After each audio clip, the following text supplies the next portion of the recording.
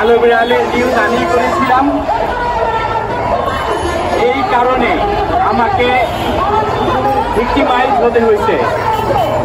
রেলমন্ত্রী, তৎকালীন রেলমন্ত্রী সুরঞ্জিত সেনগুপ্ত আমার বিরুদ্ধে 1000 কোটি টাকার মানহানির মামলা করেছিলেন, যেটি বাংলাদেশের ইতিহাসে বিরল ঘটনা। কোনো একজন ব্যক্তি বা কোনো একজন গণমাধ্যম কর্মীর বিরুদ্ধে কোনো সংক্ষুব্ধ ব্যক্তি 1000 কোটি টাকার মানহানির মামলা করতে পারে, সেটি বাংলাদেশের ইতিহাসে বিরল। দ্বিতীয় মামলাটি হয় 2022 সালের 18ই জুলাই। সেটি হয় চট্টগ্রামে সাইবার ট্রাইব্যুনাল আদালতে আমি সহ 6 জন গণমাধ্যম কর্মীর বিরুদ্ধে।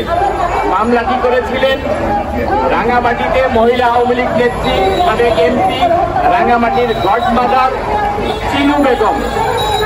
চিনু বেগমের পক্ষে তার মেয়ে নাজনীন আক্তার এই মামলাটি করেছিলেন। তার মানে দেখেন, তিনি নিজেকে গণতান্ত্রিক সরকার এবং গণতান্ত্রিক নেতৃত্ব দাবি করেন, তার আমলেই আমার মতো একজন সংবাদকর্মী 2 বার মামলার শিকার হয়েছে। তার অর্থ দাঁড়ায় শেখ হাসিনা শুধু বিরুদ্ধ মতের নয়, সমমনা মানুষদের বিরুদ্ধেও নানা সময়ে মামলা করে তাদেরকে শেষ করে দিয়েছেন। 2022 সালের জুলাই মাসে মামলা, এখন চলে অগাস্ট মাস, মানে 3 বছরেরও বেশি সময় ধরে আমি মানসিক ট্রমার মধ্যে আছি।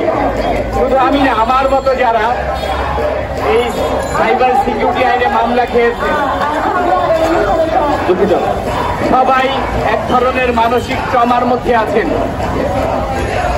এটি একটি নিবর্তনমূলক আইন, এটি একটি বৈষম্যমূলক আইন। বর্তমানে যারা রাষ্ট্র সংস্কারের উদ্যোগ নিয়েছেন তারা বলেছেন তাদেরকে একটু সময় দিতে। খুব বেশি সময় যে আপনারা নেবেন সেটি আমরা আশা করি না।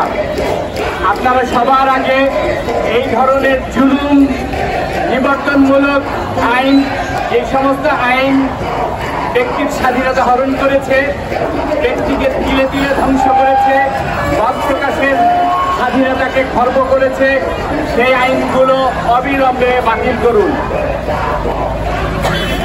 প্রয়োজনে আপনারা আইনজ্ঞ, গণমাধ্যমের বিশেষজ্ঞ, বিশ্ববিদ্যালয়ের শিক্ষক, অ্যাক্টিভিস্ট, সর্বোপরি ডিজিটাল সিকিউরিটি আইনে যারা ভিকটিম হয়েছেন তাদের সঙ্গে বসার জন্য আইন উপদেষ্টা ডক্টর আসিফ নজরুল স্যারের প্রতি বিনীত অনুরোধ জানাচ্ছি। আপনারা যদি অবিলম্বে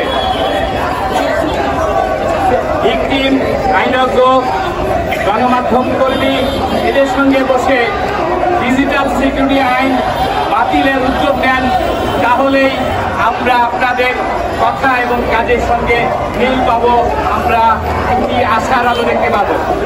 আমরা চাই আপনারা যে উদ্যোগ নিয়েছিলেন, দেশকে সংস্কার করবেন, আপনাদের সময় থেকে ভবিষ্যৎ পর্যন্ত বাংলাদেশে আর কোনো মুক্তমানা, আর কোনো সাধারণ নাগরিক, আর কোনো অ্যাক্টিভিস্ট তাদের মত প্রকাশ করতে গিয়ে যাতে ডিজিটাল সিকিউরিটি আইনের মতো এরকম ন্যাক্কারজনক আইনের মাধ্যমে ভিকটিম না হয়, দিনের পর দিন জেলে লাভস্থান, সেটি দেখার জন্য বিনীত অনুরোধ করছি। অবিলম্বে আমাদের এই নেটওয়ার্কের 4 দফা বাস্তবায়ন এবং ডিজিটাল সাইবার সিকিউরিটি আইন অবিলম্বে বাতিল করার জন্য বিনীত আবেদন জানাচ্ছি।